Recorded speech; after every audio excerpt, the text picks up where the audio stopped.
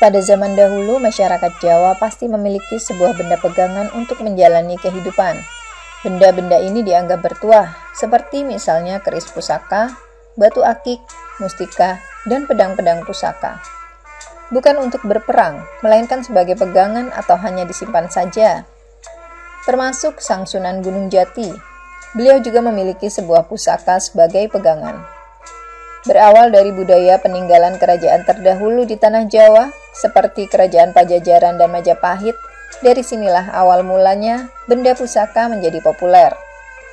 Sejumlah naskah kuno yang terkumpul dan berhasil diterjemahkan tak hanya mengisahkan asal-muasal Cirebon. Naskah tersebut juga mengungkap sosok para tokoh penting yang membesarkan Cirebon. Syekh Syarif Hidayatullah merupakan salah satu tokoh penyebar Islam di Jawa yang dikenal sebagai Wali Songo, khususnya Cirebon dan sekitarnya. Sosok besarnya dikenal dengan sebutan Sunan Gunung Jati.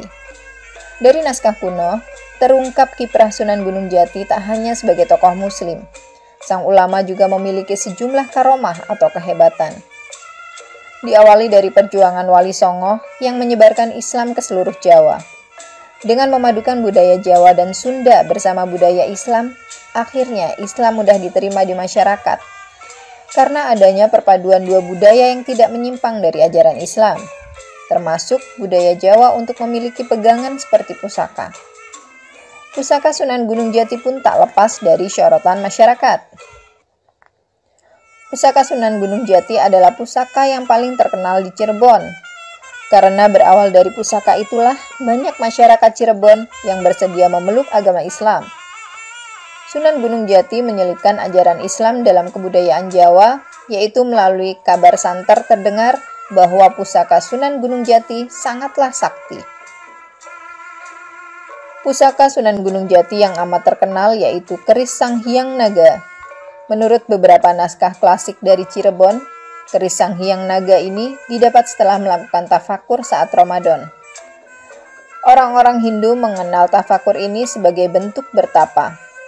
Masyarakat Cirebon yang dahulu kala banyak yang memeluk kepercayaan Hindu ini akhirnya tunduk pada ajaran Islam karena adanya kehebatan keris pusaka Sunan Gunung Jati yang didapat melalui pertapaan yang dilakukan oleh Sang Sunan.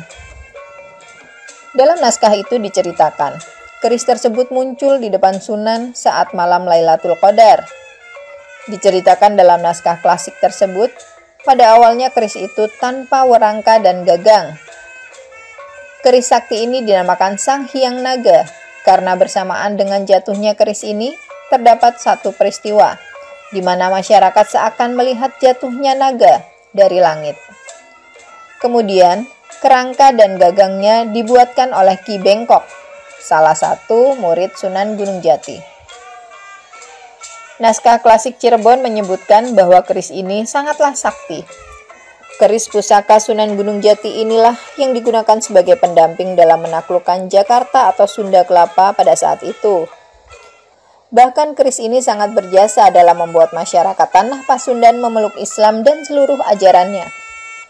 Mereka meyakini bahwa keris pusaka Sunan Gunung Jati ini sebuah mukjizat, di mana seseorang yang mau dekat dan bertafakur kepada Allah Subhanahu wa Ta'ala, maka akan mendapatkan sebuah kesaktian langsung dari Allah Subhanahu wa Ta'ala. Kedekatan manusia dengan Tuhannya membuat energi dalam tubuh manusia penuh dengan energi spiritual ilahiyah.